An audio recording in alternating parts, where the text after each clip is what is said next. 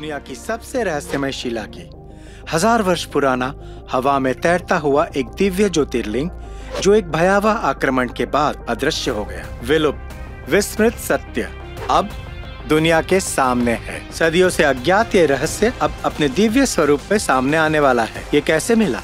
ये इतना अद्वितीय क्यों है? और 1000 वर्ष बाद ये गुरुदेव तक कैसे पहुंचा? प्राचीन हिंदू ग्रंथों के अनुसार सोमनाथ मंदिर कोई साधारण मंदिर नहीं है। भगवान शिव को समर्पित 12 ज्योतिर्लिंगों में से प्रथम ज्योतिर्लिंग यही स्थापित है। ऐसा माना जाता है कि इसे सतयुग में चंद्रदेव ने स्वयं बनाया था और द्वापर युग में भगवान कृष्ण ने यहाँ तपस्या की थी। मंदिर में स्थित शिवलिंग अद्वितीय था।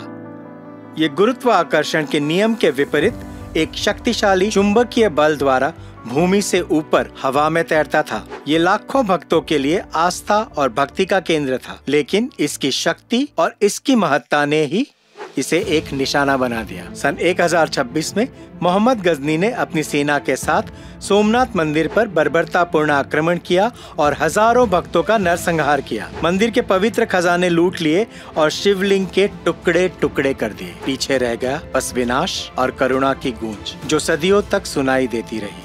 ऐसा माना गया कि ज्योतिर्लिंग हमेशा के लिए खो गया।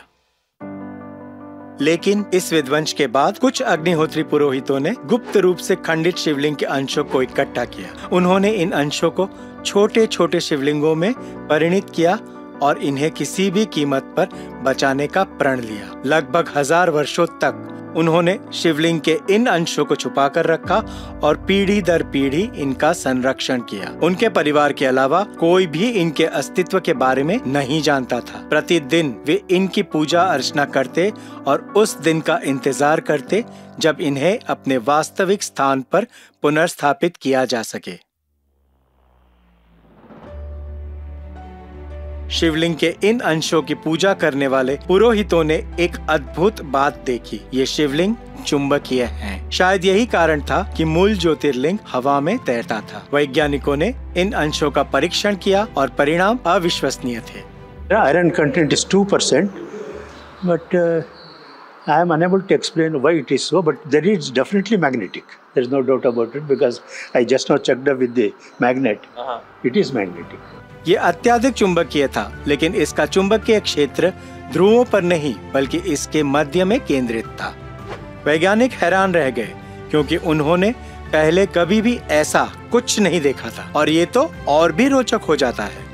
इस शिला में अंश मात्र भी लौह तत्व नहीं है जो चुंबकीय गुणों के लिए अत्यंत आवश्यक है। वैज्ञानिक आश्चर्यचकित रह गए क्योंकि पृथ्वी पर ऐसी संरचना वाला कोई भी पदार्थ अब तक नहीं पाया गया था।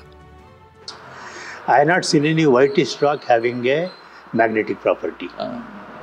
लेकिन सबसे बड़ा रहस्य ये है कि प्राचीन भारतीय ग्रंथों में ऐसे ही एक पदार्थ का वर्णन किया गया है जो अंतरिक्ष से आया था। सन 1924 में कांची के शंकराचार्य ने पुजारियों को निर्देश दिया कि शिवलिंग को 100 वर्षों तक छिपा कर रखें।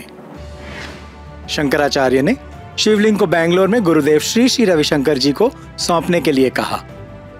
वो क्षण अंततः जनवरी 2025 में आया। सीताराम शास्त्री इस पवित्र धरोहर के अंतिम संरक्षक गुरुदेव श्री श्री रविशंकर जी से मिलने के लिए निकले। उन्होंने शिवलिंग के इन अंशों को गुरुदेव को सौंप दिए।